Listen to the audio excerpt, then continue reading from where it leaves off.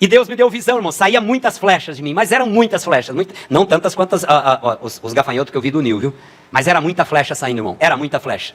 E Deus me dando entendimento que Ele estava me livrando. Eu não sabia do quê. Logo depois eu fiquei sabendo que era de demônios, né? Irmãos, quando acabou aquele processo ali, que eu não sei quanto tempo foi, eu sei que eu levantei e não tinha mais nenhuma dor, irmãos. Cura instantânea. Fui curado imediatamente, irmãos. Fui curado imediatamente. E aí, então, olha só. Os demônios foram embora. Fiquei com uma vontade gigantesca de comer a palavra de Deus, de devorar a palavra de Deus, de entender a palavra de Deus, de pregar a palavra de Deus, irmãos. Quero começar o testemunho lendo no Salmos 40, versos 2 e 3, algo que o Senhor fez em mim já há muito tempo e eu tenho visto isso sempre de novo. E hoje de novo Deus me deu algo muito, muito, muito novo que ainda não convém falar, mas diz a palavra de Deus no Salmos 40, o verso 2, tirou-me de um lago horrível, de um charco de lodo, pôs os meus pés numa rocha, firmou os meus passos. Pôs um novo cântico na minha boca, um hino de louvor ao nosso Deus. Muitos o verão e temerão e confiarão no Senhor, grande Deus, em nome de Jesus Cristo. A honra, a glória e o louvor são teus, ó Deus, porque eu sou um pecador miserável. Eu era filho do inferno, condenado com minha própria assinatura ao lago de fogo e enxofre, mas aprove ao Senhor arrancar-me de lá. E, ó Deus, revelar teu Filho bendito em minha vida. E agora, Deus, a minha vida tem sido para o louvor da tua glória e eu te glorifico por isso. Ser servido, grande Deus, nesta hora e sempre, glorificar o teu nome na minha vida e através da tua vida, da minha vida, e que tudo seja, Deus, para o louvor da tua glória. Tudo que é contrário ao teu Espírito Santo em mim, na vida de cada um que participa desse testemunho, tudo que é contrário ao Espírito de Deus que cesse, seja derrotado, seja lançado num lugar deserto e seco em nome de Jesus Cristo, e que o Senhor Jesus Cristo reine e que tremam as nações em nome de Jesus. Esconde-me, Deus, e esconde-nos atrás do teu sangue e da tua cruz, em nome de Jesus Cristo, para a glória de Deus Pai. Amém, irmãos? Irmãos, quando eu era pequeno, nós não tínhamos água encanada, não tínhamos essas coisas de banheiro, e nós tínhamos uma casinha do lado de fora, que nós chamávamos de fossa, e essa fossa era o lugar onde nós fazíamos as nossas necessidades, número 2, porque número 1 a gente fazia no meio do mato. Irmãos, ali ficava muito cocô. Irmãos, quando Deus me tirou do charco de lodo, eu estava completamente mergulhado dentro dessas casinhas que nós chamávamos ali de patentes ou banheiros. Eu estava completamente mergulhado. E o que Deus fez para a sua glória, para a sua honra, foi me pôr um novo cântico na boca, um hino de louvor ao nosso Deus. E muitos têm visto, e muito mais verão, e confiarão no único Deus Jesus Cristo, com o Pai e com o Espírito Santo. Amém? Porque o que Ele fez comigo, Ele faz com todos aqueles que lhe apraz, todos aqueles que Ele quer libertar e salvar, e eu dou graças a Deus. Eu quero falar rapidamente hoje sobre a minha vida toda, com algumas pinceladinhas rápidas. Eu nasci em Jaborá, Santa Catarina, sou o 8º irmão, minha mãe teve 9, graças a Deus, todos vivos, agora morreu um. Mas todos vivos, criados, né? Ele morreu com 66 anos, os demais ainda estão vivos, tem irmãos bem mais velhos que eu. E na roça era uma vida bastante feliz, bastante tranquila. Eu agradeço muitíssimo a Deus por ter nascido na roça, porque para mim a palavra de Deus fica tão mais clara por eu entender as coisas da roça. E dentro, junto com a felicidade, eu tinha um problema que era o sonambulismo. Eu acordava à noite e saía de casa, e eu me recordo 2 vezes, mas vou contar só de uma, em que eu estava lá no potreiro, já bem longe de casa, e a minha família chegou me batendo com o terço, porque a família era muito religiosa, muito católica, e eu então acordei, aquilo levei um choque tão grande, que hoje eu sei, já há muito tempo Deus me revelou isso, que aquilo que eu fiz foi que me salvou. Eu dei um grito muito grande e saí correndo, e por isso não tive um infarto ali, porque eles sem o entendimento, sem a sabedoria, acabaram me levando um choque perigosíssimo. Eu poderia ter morrido ali, e ali Deus me deu este livramento, em nome do Senhor Jesus. Tive muitos anos de sonambulismo, e quando Jesus Cristo me salvou também disso. De vez em quando, o meu irmão, que já faleceu, e era o mais envolvido com coisas terríveis, ele ia visitar um fulano chamado Toscan, que era um adivinho, e na noite que ele ia, no dia seguinte, ele falava pra gente vestir uma camisa que ele ia levar lá pro adivinho, e aquela noite era uma noite do inferno, irmãos. Meu Deus, quanto pesadelo, quanto terror, quanta perturbação. Eu odiava isso, mas como meu irmão era muito autoritário e tal, eu acabava então aceitando e colocando aquela roupa para ele levar, e hoje eu sei que ele era nos levando lá ingenuamente, mas nos nos levando para demônios. E graças a Deus, Deus libertou também esse meu irmão. E pouco tempo antes dele morrer, ele foi batizado para a honra e a glória do Senhor. Bendito seja Deus. Então, fora isso, a minha vida era tranquila, mas eu já era líder, já na escola eu era líder, etc e tal. Mas eu não me sentia pertencente, irmãos. Eu sempre, o tempo todo, estava me sentindo de fora. Da família menos, mas da comunidade, quando ia rezar terço, quando iam fazer qualquer coisa, eu me sentia de fora. Era algo assim, eu acredito que Deus já tinha me separado, mas a verdade é que eu senti muitos anos esse sentimento de não pertencer. E é um sentimento que, infelizmente, muita gente que crê no Senhor Jesus Cristo tem achado que não pertence ao corpo de Cristo. É um sentimento diabólico e que Deus nos liberte disso em nome do Senhor Jesus. Aos 13 anos, contra a minha vontade, meu pai era comerciante, era agricultor, mas depois se tornou comerciante, vereador, presidente de câmara, etc. E o meu pai se tornou sócio da Perdigão, que era um frigorífico, e então enviou 5 filhos para trabalhar lá. E depois de 2, 3 anos que eles estavam lá, eu fui enviado também. O mais novo voltou para casa. E eu não queria sair de casa, não queria ir morar lá com os meus irmãos, mas enfim, acabei indo. Foi um período que me marcou muito, muito, muito. A minha vida toda ficou marcada por esse período. Depois de um ano que eu estava na cidade, os irmãos voltaram. Um irmão voltou para o meu pai, para a família, esse que já morreu, e os outros se dispersaram. 2 irmãs foram estudar numa outra cidade e um outro irmão foi estudar em Videira. E eu fiquei sozinho lá, em Salto Veloso, até hoje não entendi o que aconteceu. Mas o fato é que eu me vi completamente abandonado na casa de um vizinho, que a gente conhecia e tal, mas eu me senti muito abandonado, e isso foi muito ruim para a minha vida. Depois de pouco tempo, meu irmão me convidou para ir à Videira, e eu fui lá e comecei a trabalhar na Perdigão, e eu fui trabalhar no frigorífico, mas com a proposta, com a promessa de trabalhar no escritório, porque meu irmão nessa época já estava bem colocado lá na Perdigão. E então eu fiquei 1 ano e pouco, e quando eu fui tirar as férias, eu estava muito mal, não estava mais suportando aquele trabalho, era muito, muito, muito ruim, bem pior do que na roça. Tinha que carregar osso, entrar em câmera fria, sair de câmera fria, os caras eram bandidos, então a gente ia pegar as carnes assim, eles jogavam os ossos, um dia gelado pra gente se machucar, e a gente olhava, tinha um bando de sem vergonha dando risada, era muito ruim. Eu detestava tudo aquilo, e aí eu falei pro meu pai e pra minha mãe que eu queria voltar para casa, mas infelizmente eles... disseram, infelizmente, sei lá, né? Hoje eu posso dizer felizmente, eles disseram não, você tem que ficar lá, você tem que estudar, você não pode ser um jeca tatu aqui da roça, né? E aí nessa eu voltei muito revoltado e acabei então dizendo agora não quero mais saber de catolicismo, porque a minha família era muito católica e eu, para ofender o meu pai e a minha mãe, tive um motivo, né, de ser rebelde ali nessas alturas. Eu estava com 14 anos e pouco, comecei a me envolver com drogas e más companhias e me afastei da igreja, e esse então foi um período que eu acabei desviando bastante dos caminhos de Deus ali já em Videira, trabalhando na Perdigão. Mas mesmo na Perdigão eu prosperei de um modo incrível, porque assim que eu voltei das férias, eu fui chamado para o escritório. E ao ser chamado para o escritório, o serviço era tão nada de office boy que eu não aguentava. Então eu ficava aprendendo. Tinha um faturador de notas lá, e eu ficava aprendendo aquele serviço, e era para dar 5 viagens lá para a matriz, eu dava 10. E enfim, depois de 1 ano mais ou menos que eu estava de office boy, não menos que 1 ano, nós tínhamos 2 faturadores de todo o faturamento da Perdigão. E os 2 saíram, um ficou doente e o outro saiu assim, como que se dizem os adolescentes, do nada. E um dia eu cheguei no trabalho e o chefe desesperado falando, não tem um faturador, nós não temos ninguém que saiba faturar, e o Perdigão todinho, vai ficar tudo parado, o faturamento não tem como despachar.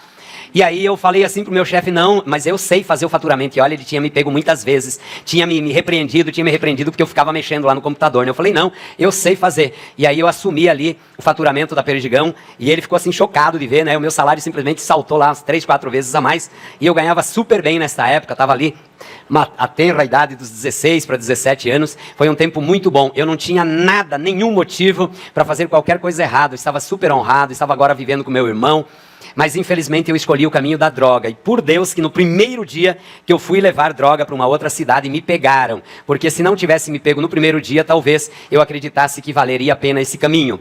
E o custo foi, o preço deles terem me pego é que eu acabei demitido da Perdigão.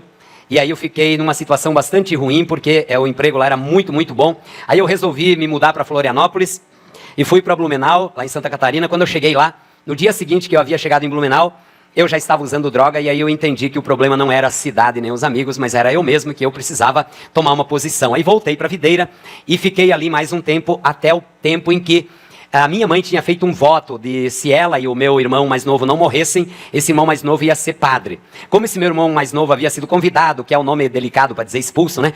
Como o meu irmão tinha sido expulso lá do seminário, eu quis cumprir o voto da minha mãe, e então eu me propus a a ser padre no lugar do meu irmão. Fui, conversei com o padre lá, tem alguns detalhes bem interessantes, mas eu não vou narrar aqui. Enfim, eu ainda estava usando droga nessas alturas, usando cigarro e namorando, mas eu fui parar quando eu entrei para o seminário católico e graças a Deus ali eu tive essa libertação.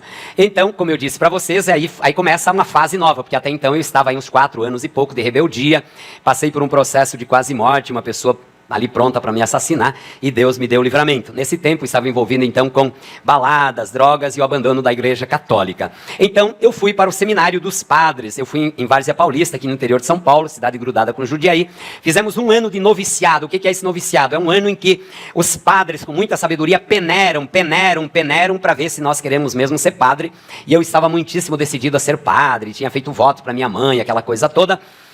E então, um ano depois, vim para cá, em São Paulo, e em São Paulo morei ali no Jabaquara, foi muito bom o tempo que morei no Jabaquara, seminário excelente, coisa e tal, e eu ali estava sendo formado para ser filósofo e pedagogo, e eu dediquei a minha vida ao estudo e à oração, ao estudo da Bíblia, ao estudo de filósofos, enfim, minha vida era estudar. E nesse meio tempo, obviamente, eu já servia nas comunidades, eu servia aqui na Praia Paulistinha, tinha um ponto de pregação ali, e eu vinha ali aos sábados rezar com as pessoas e pregar a palavra e coisa e tal. A rua que a Paula morou, tá? Eram uns 4, 5 casas para baixo, de onde a mãe da Paula morava, 5 casas para baixo, 6, sei lá. Bom, aí nesse meio tempo os padres me ensinaram, porque os professores nossos eram quase todos da PUC, e a PUC na época era infestada de marxista, eu digo na época para não dizer hoje, né? E aí então eles nos ensinaram o marxismo, e eu nem sabia que existia marxismo, nem sabia de luta de classes, nada disso, mas enfim, vendo e acreditando em tudo aquilo, que era injustiça social, porque a gente via a miséria do povo, eu comecei a fazer militância popular, então me envolvi com vários movimentos sociais, e nessa de me envolver com os movimentos sociais, fizemos uma passeata, uma caminhada lá na época do governo Montoro. Levamos uns 6 mil desempregados e foi muito forte aquele dia, porque eles prenderam os nossos ônibus, aí fomos lá, conseguimos o direito de água e luz gratuita para quem morava na favela, foi uma conquista bem interessante. Mas enfim, depois disso nós estávamos com outro movimento, que também tinha umas 2, 3 mil pessoas envolvidas, e aí nós ocupamos o Cine, Serviço Nacional de Emprego, vocês devem ter visto isso na televisão na época, saiu muitas vezes na televisão, e aí numa das noites que eu estava rondando, eu era responsável por estar guardando aquela noite, os guardas me prenderam e me levaram para a prisão, me espancaram a noite toda e tal, e eu havia lido o batismo de sangue do Frei Beto, e fiquei praticamente convencido de que aquela noite eles iam me matar, né? E no final das contas não me mataram, porque Deus tinha um plano. De manhã me levaram para o primeiro DP lá, na Praça Dom Pedro, acho que é ali, enfim, no centro da cidade, e eu todo espancado, sangrando e coisa e tal. Aí os policiais falaram que era para esperar o delegado lá, e nesse meio tempo chegou um militante aqui da região, que era advogado e que fazia parte dos direitos humanos, me conhecia e tal, e eu falei para ele, estou todo espancado, quero fazer exame de corpo de delito. Aí ele falou assim, tá bom, você pode fazer exame de corpo de delito, mas você não vai ter mais que 15 dias de vida. Então você escolhe se você cala a boca ou se você faz o exame de corpo de delito, porque aqueles mesmos que vão fazer o exame de corpo de delito vão te mandar matar.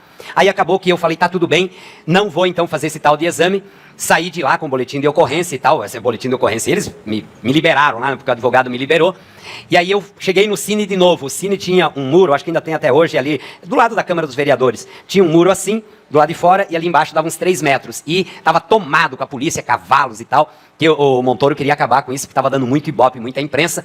E aí os policiais todos armados, eu cheguei ali, irmãos, no meio daquela multidão, e me joguei, meus irmãos, para dentro do Cine, para ir junto com os nossos irmãos lá.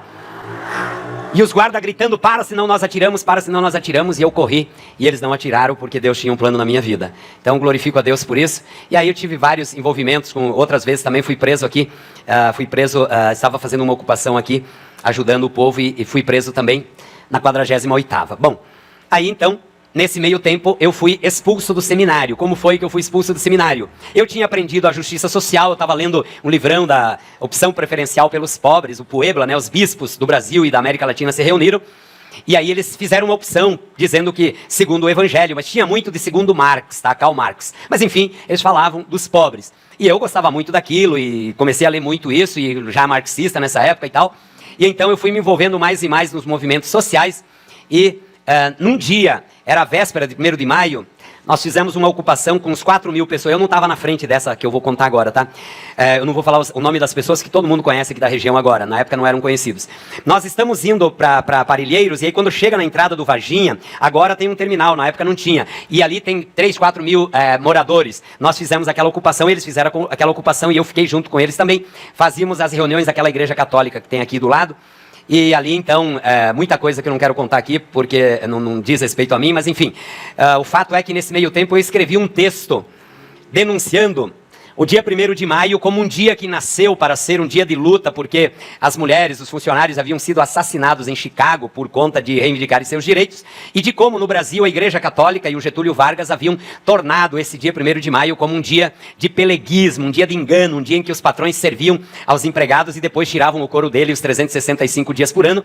E nesse texto, tinha umas 6, 7, 8 páginas, eu colocava uma quantidade de dados muito significativos sobre a miséria da grande multidão e a riqueza de 2, 3, 4%, fazendo esses contrastes e questionando, e nós, o que estamos fazendo para isso? Por quê?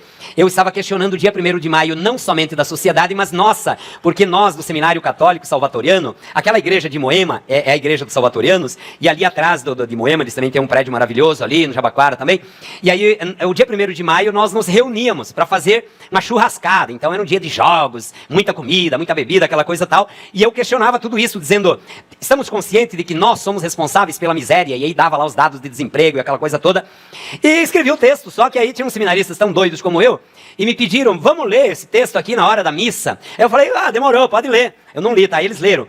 Aí chegou na hora, irmãos, sabe quando tem a consagração da hóstia? Aí eles comem o pão e depois tem um momento de meditação. Nesse momento de meditação, irmãos, o momento mais sensível do culto da missa, eles leram o texto. Meus irmãos, os padres rangeram os dentes. Aquele encontro acabou ali, irmão, não teve campeonato, não teve nada, foi um caos aquele dia, foi um caos. E obviamente sabia que ia ser expulso no dia seguinte. Moral da história. Expulsaram a mim, mas os 3 haviam lido, só 2 foram expulsos, porque um era chegado de um padre lá e não foi expulso. Nessas alturas eu estava terminando a faculdade de pedagogia e de filosofia, faltavam 6 meses. E eu tinha uma liderança muito forte aqui nessa região, tanto que os líderes da época do PT queriam que eu me tornasse o deputado federal aqui da época, porque eu unificava o nome dessas pessoas. E eu queria mobilizar todo mundo e levar lá na frente do seminário para mostrar as injustiças, aquela coisa do conservadorismo. Eu estava assim muito louco na época, né? Mas os outros que foram expulsos negociaram e falaram não. É melhor a gente negociar para os padres deixar nós ficarmos aqui até o final do ano para a gente se formar e não vamos ficar fazendo bagunça não sei o quê. Enfim, jogamos para o nosso time de corporativismo e não fizemos uma militância social, porque na época tinha um poder de mobilização da imprensa, o povo e tal, tinha bastante gente por trás. Bom, sei lá, o fato é que nós não fizemos nada e só recebemos lá mais 6 meses, recebemos o diploma de pedagogia, o diploma de filósofo, e aí saímos do seminário. Os padres tiveram que nos engolir mais 6 meses lá. Mas eu agradeço muito a Deus pelos padres salvatorianos, porque toda a cultura, todo o aprendizado, todo o conhecimento que eu tenho hoje tem muita base ali nesse período que eu fiquei com eles, porque estudei muito nessa época e também o estudo que eles me deram foi excelente. Então, só posso agradecer a Deus por isso. E aí, nesse meio tempo, eu estava bastante envolvido com o PT também, porque nessa época eu tinha a impressão de que o PT era um partido que fazia o que ele falava. Logo depois, eu fui descobrir que era tudo conversa, que eles só queriam o poder mesmo. Mas isso eu precisei estar mais dentro, né? Quando eu entrei um pouco mais, é que fui ver que realmente o que eles queriam era o poder e não ajudar o povo como proclamavam. Aí, eu sabendo disso, eu consegui ter discernimento, não era crente ainda não. 1991, o Alfredinho, na época era o presidente do PT aqui da região, eu fiz uma carta e pedi para ele assinar, e até hoje eu tenho guardado, porque eu falava, nunca mais eu vou aceitar dar a minha vida, nunca mais vou aceitar ser preso, nunca mais eu vou ser perseguido por causa do PT, Deus me livre. Porque não, mas eu não estava livre de PT não, voltei anos depois ainda, porque o vírus era muito profundo. Mas pelo menos eu tinha uma carta dizendo que eu não queria entregar a minha vida pelo PT, porque já na época eu sabia que o PT na verdade era mais um partido, apenas com um discurso mais bonito e muito mais convincente. Irmão, nessa época, ser líder estudantil, eu fui para o Rio de Janeiro, eu era representante dos estudantes, meu irmão, era fogo assim, quanto mais você fosse esquerda, quanto mais você fosse incendiário, mais você tinha espaço, irmãos. Nessa época eu estava queimando mesmo pelo PT, né? Graças a Deus que hoje eu queimo por Jesus Cristo, amém? Bom, e aí eu tive o nascimento da primeira filha. O nascimento da Marcela foi uma grande alegria e uma grande tristeza, porque eu tinha dentro de mim, muitos anos antes, que Deus tinha uma grande missão para mim. E eu nunca conseguia imaginar uma missão da qual eu tivesse filho fora de casamento. E aí então, quando a mulher ficou grávida, que a gente mal se conhecia, a mãe da minha filha, foi algo muito, muito, muito ruim para mim, e ao mesmo tempo um amor incrível, incrível, incrível. Eu peguei da minha mãe isso, minha mãe era apaixonadíssima por crianças, e eu também. E aí aquela alegria toda de ser pai, aquela tristeza toda, porque não tinha liga com a mãe, foi muito triste, foi muito terrível, no momento de glória. E eu dou graças a Deus, porque apesar da mãe e apesar de mim, Deus teve misericórdia, alcançou a Marcela, hoje ela é missionária.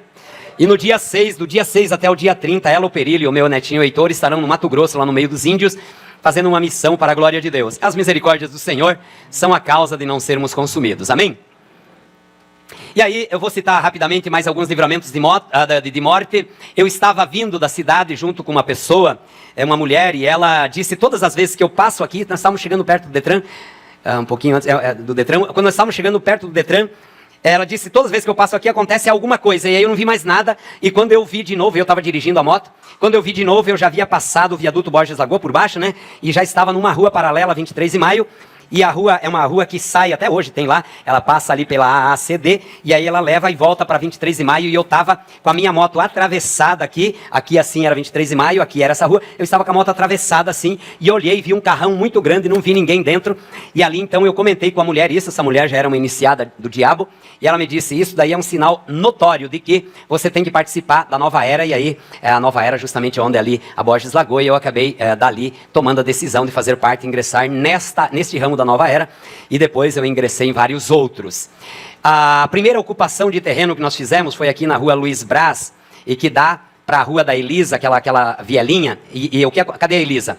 Aquela vielinha que traz para daí chegar na rua do Carlão, aquela vielinha que aconteceu esse fato. Nós havíamos feito ocupação porque havia dado enchente, e então os moradores estavam ali na rua e nós de noite ocupamos uma praça lá construindo as casas. Só que fizemos uma parte das casas, deixamos o restante para o dia seguinte. Quando eu ia saindo, eram umas 11, 11h30 da noite, eu passei pela viela e no dia seguinte, quando eram umas 7, 8 horas, sei lá, 9 horas da noite, eu voltei lá para a gente continuar a construção. E quando eu voltei, as pessoas que estavam lá me reverenciavam, parecendo que eu era santo, sei lá, né? E faziam assim, eu falei, meu, o que está acontecendo com vocês? Vocês estão doidos? E aí ele falou assim, cara, você não levou nenhum tiro? Como assim? Não é impossível. Aí eles falaram que teve uns 20 tiros, tudo mirado em cima de mim. E eu, irmãos, não vi, não ouvi e não fui atingido. Glória a Deus, amém? Mais um livramento de morte. Essa foi a primeira ocupação. Depois tiveram várias outras ocupações que nós ajudamos. Uma outra foi aqui onde agora tem o posto de saúde, na mesma rua que eu acabei de falar ali. Tinha um monte de moradores pobres, nós escondemos o material aqui com as freiras, durante 4 meses os mendigos ali foram comprando as madeirites, e aí naquela noite nós fizemos a construção dos barracos.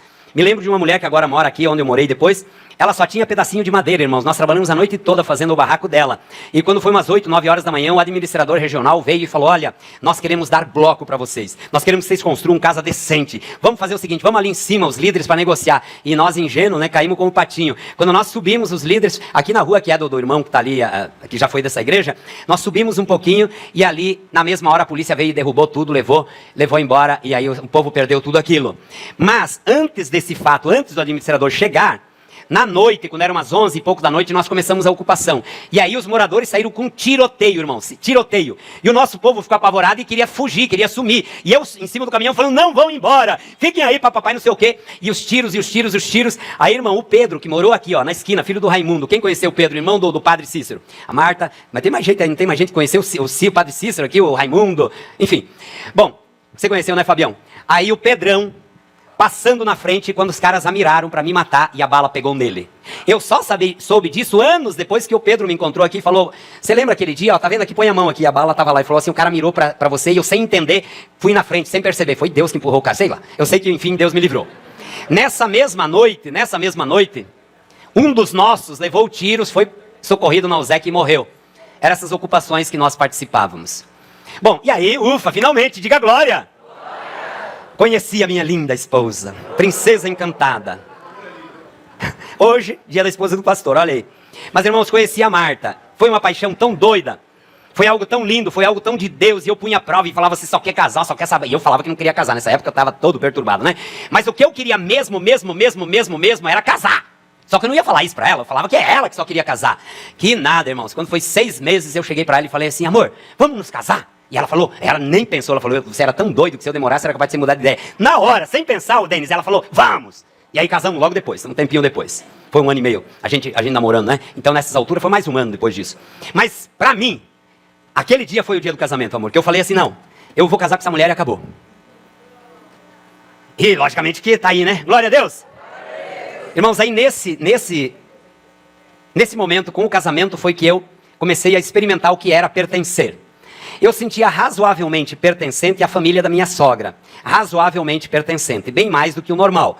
Mas a Marta e eu era realmente algo assim incrível, porque nós temos 30 e poucos anos de casado e sempre foi, exceto aí uns 2, 3 anos, que a gente teve um período que eu não me sentia mais pertencendo a Marta não queria mais saber de mim. Ela não acha isso, né? Mas eu sentia isso, enfim, né? Foi terrível essa época. Sabe o que Deus fez, Albertina? Deus pegou meu casamento, que estava em cima da Marta, e colocou em cima de Cristo. Só que nesse meio tempo foi uma quebradeira, porque a imagem da Santa Marta foi quebrado, a imagem da deusa Marta foi quebrado no meu coração. O negócio foi terroroso, né? Foi um terror, mas foi Deus fazendo a obra. Mas enfim, esse sentimento de pertencer, esse sentimento de ter uma mulher sábia, prudente, amiga, companheira, sempre apoiando, foi algo incrível e que Deus me abençoou muitíssimo. E depois de alguns anos, aí a minha esposa e eu começamos uma luta feroz que durou quase 14 anos para termos filhos. Eu tinha cometido minhas doideiras no passado, havia feito vasectomia, laqueadura de mulher, né? Havia feito vasectomia. E então, irmãos, foi uma guerra. Tentamos fazer reversão e as mentiras daquela mulher que foi prefeita aqui, que tinha escrito o livro falando que era moleza fazer reversão, que todo mundo engravidava de novo. Fomos lá, gastamos uma grana lascada e não deu em nada. Enfim, foram 14 anos de guerra, mas Deus depois nos deu vitória. Amém?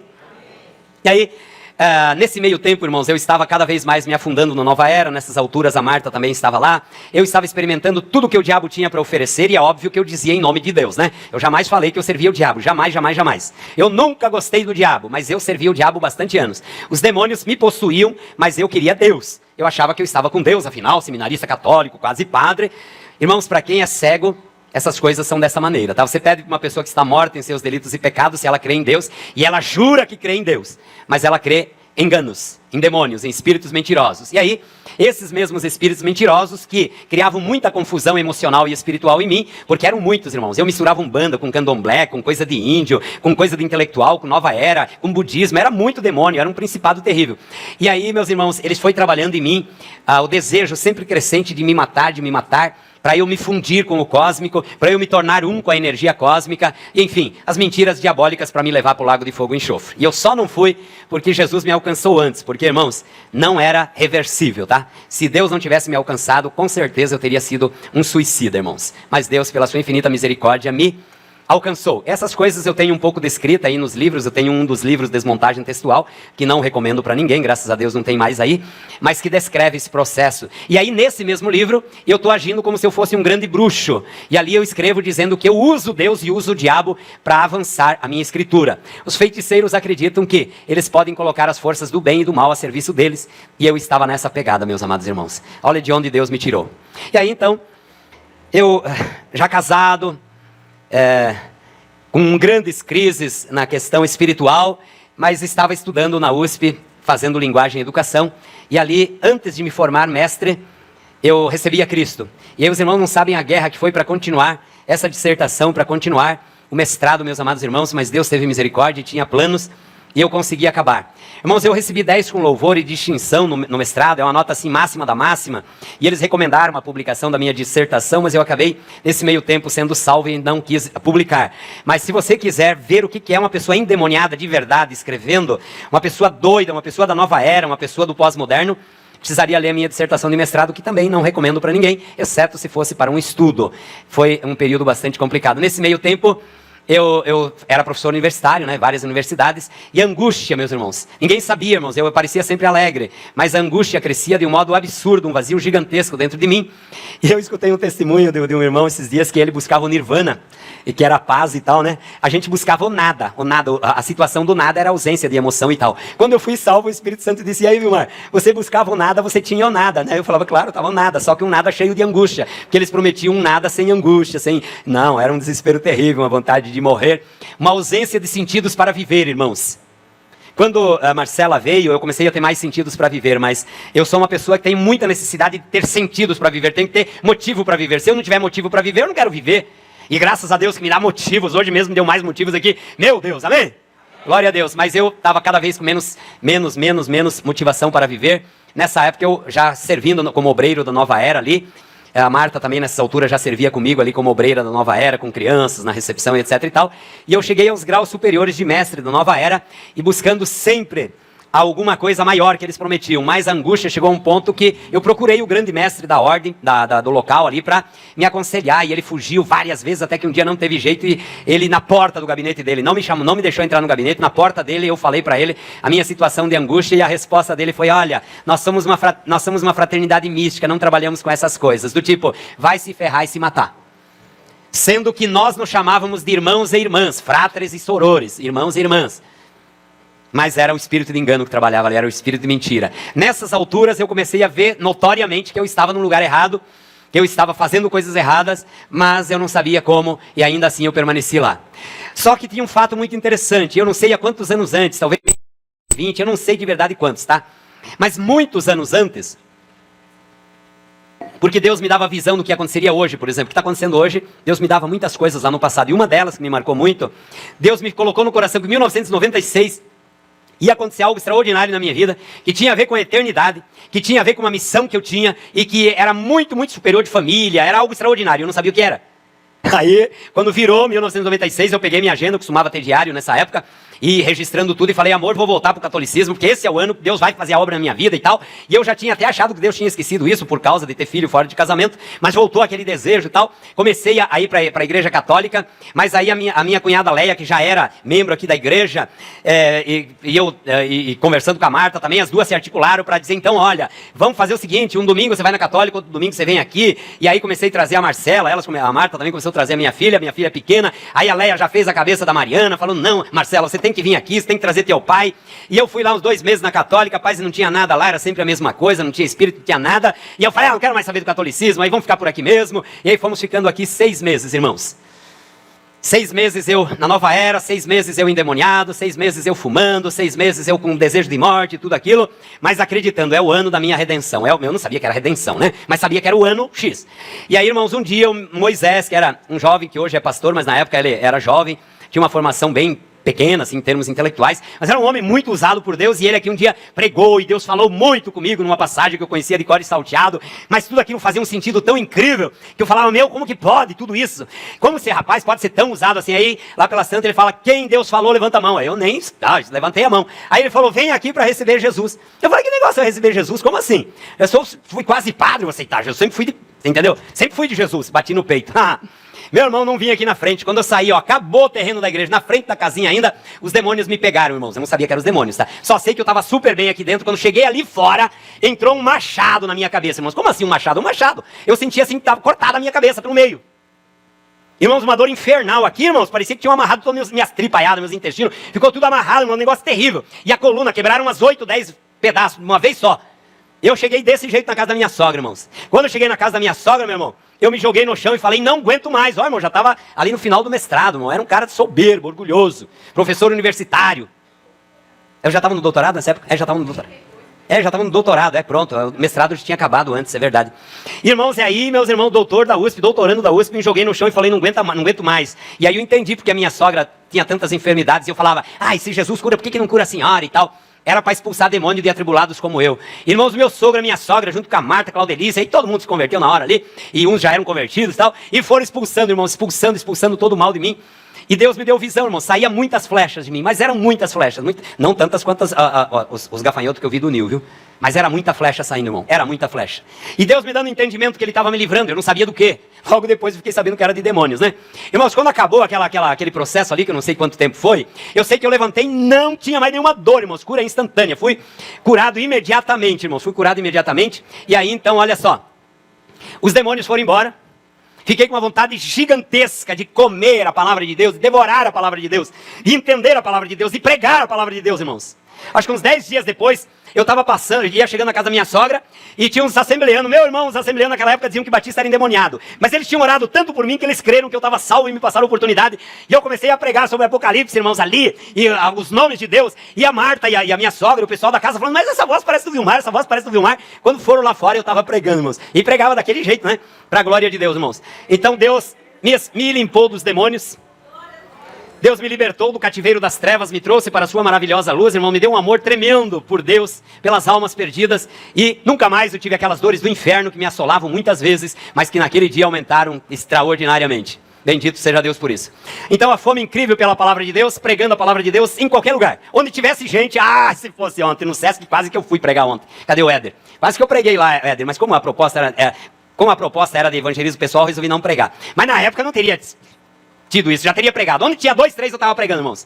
E ali Deus me usava em cultos, em várias igrejas, ônibus, metrô, aqui na fila dos bancos, que naquela época tinha uma multidão de gente, das 9 às 10, eram 4, 5, 6 pregações daquelas. Aqui vocês acham que eu prego duro às vezes? Meu Deus, lá era 20 vezes mais duro. E Deus fazia a obra para a glória de Deus, viu?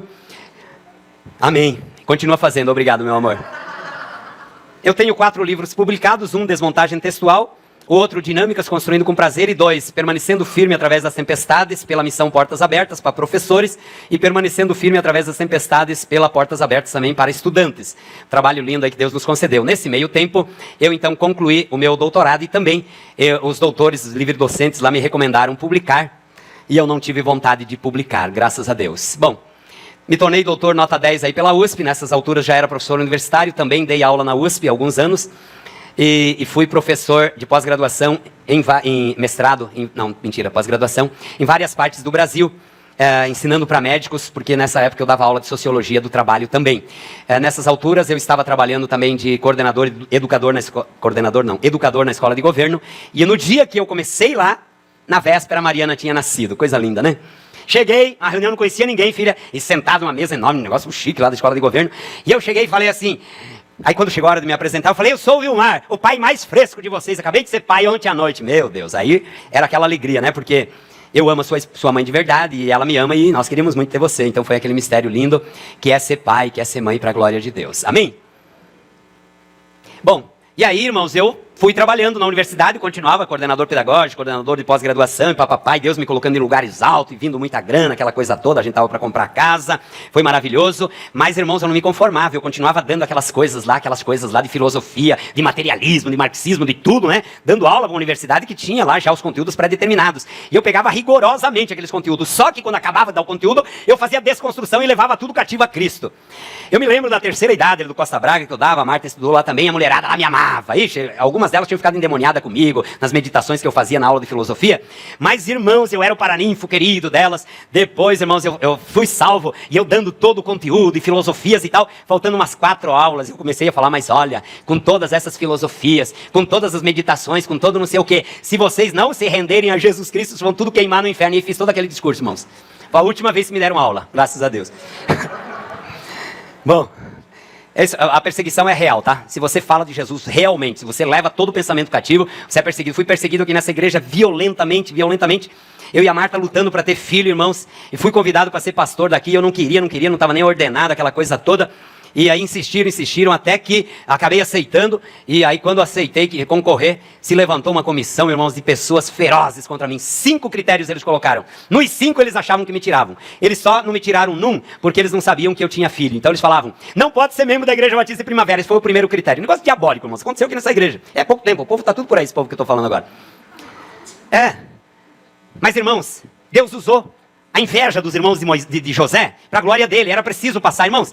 Se não tivesse sido esses perturbados serem usados pelo diabo e Deus reverter, provavelmente nós não teríamos a Mariana, porque depois disso, irmãos, eu estava tão mal, e a Marta também, irmãos, que nós fomos para terapia, fomos buscar em Deus, fomos descansar em Deus, e nessa época jorrava dinheiro na minha vida, estava dando aula de pós-graduação em todo o Brasil, dando aula na USP, e estava aqui na Estácio, e aí Deus nos deu a graça de passarmos por um processo muito difícil, irmãos, para a gravidez, muito difícil para a manutenção, e muito difícil o primeiro ano da vida da Mariana, foi muito feroz. Mas as misericórdias do Senhor sempre nos sustentaram, a Marta sempre muito valente, muito valorosa, e então, olha, Deus foi glorificado nas nossas vidas, bendito seja Deus. E nesse meio tempo, então, a gente comprou a casa, e a gente teve a Mariana. Eita glória, amém? Desde o início, desde salvo assim, Deus me deu visão missionária. Tinha que pregar para todo mundo, importava onde. Eu queria ir para a África, queria pegar todo o dinheiro, eu estava com uma poupança grande para comprar casa, queria doar tudo para os pobres e ir para a África. Ainda bem que a minha família já estava mais conhecendo essas obras, sabe que não é assim, e não me deixaram, porque senão eu ia pegar o dinheiro e ia doar e ia para a África. Eu nem sabia que a África era um continente, eu achava que a África era um país, tudo bem, tem um país África, né? Mas espera aí. Irmãos, desde lá evangelista. Evangelismo, fui com o Fábio Bonifácio, o Geraldo, a Miriam, a Eman Cleide e outros aqui. Gideão Internacional, distribuindo bíblias, todos os lugares, fui presidente ali de campo, fundamos um campo Jabaquara maravilhoso, fui diretor de área que coordena várias áreas, eu e a Marta fizemos por 7, 8 anos programa de rádio, coisa tremenda ali também, foi muito bom, era aquela fogareira, era só Deus no pedaço, amém? E aí, o milagre da gestação, né, depois de muitas batalhas e a misericórdia de Deus, a Marta já contou um dia aqui como foi, não vou contar, mas foi uma guerra muito grande para engravidar e para manter, e Deus moveu o diretor-geral lá, do Pérola Byton para vir fazer a obra naquele dia. Foi algo incrível, assim, tipo que o Victor fala do surreal, né? Mas foi Deusinho puro e Deus concedeu graça e Marta engravidou. Deus me deu uma visão, tinha dois óvulos, ou três, não, tinha três. E tinha um que ia para a água abaixo, assim, ia embora. E outro ia para a água abaixo e ia embora, e outro ficava. Aí eu falei, é um. Vai ter um. E teve. Glória a Deus. Aí, irmãos, vou falar rapidamente dessa também. Irmãos, e a Mariana, aquela luta, aquela coisa feroz, e a alergia, a lactose e tal, parecia que ela ia morrer, meu irmão. E aí começou a me dar um desespero, uma angústia. A Marta certamente estava assim também. E aí um dia, meus irmãos, eu tive uma visão que a Mariana estava grande. E aí eu não sei se acordado e dormindo, não lembro. Só sei que eu falei para Marta, a Mariana não vai morrer, amém? Aí a Mariana louvando a Deus para a glória de Deus. Bom, oi? Bom, pregador em várias igrejas, fiz várias missões, algumas delas inclusive com alguns de vocês, ali no Amazonas, em vários lugares, fomos na Bahia, fizemos lá, fizemos também 17 dias em Angola, na África. Só que incrível, o Fábio Bonifácio falou assim quando eu voltei, agora perdemos o nosso, eu não sei se era pastor já na época, não era não. Era já, né? Perdemos o nosso pastor para a África. Foi incrível, foi o contrário. Eu cheguei na África, amei aquele povo. Mas eu visualizei, Deus me deu uma visão a seguinte, ó. Eu vi o mar, simplesmente enfiei raízes no Brasil todo. Eu falei, nossa, que louco é isso. Eu virei uma árvore com raízes no Brasil todo. Deus me enfiou, me plantou aqui no Brasil, irmãos. E eu falei, nossa, que doido. Fui para fazer o meu sonho de missão na África e Deus me deu essa raiz. E estou aí para a glória de Deus, não sei até quando, mas Deus tem sido glorificado, amém? Aí fizemos programa de televisão, alguns deles, um deles inclusive eu conto alguma coisa do meu testemunho. Fui 10 vezes no Vejam Só, depois tive que afastar um pouco porque tinha muitas exigências. Talvez a gente volte oportunamente. Também fui no Teocultura 4 vezes e o último ministério que está mais fresquinho é pregar toda sexta-feira nos velórios. Pregar nos velórios eu prego desde que nasci de novo, né? Mas pregar nos velórios sistematicamente, com um ministério mais amplo, faz 1 ano mais ou menos que estou lá, né? E aí então, também aqui na igreja, fui diácono, fui presidente dos diáconos.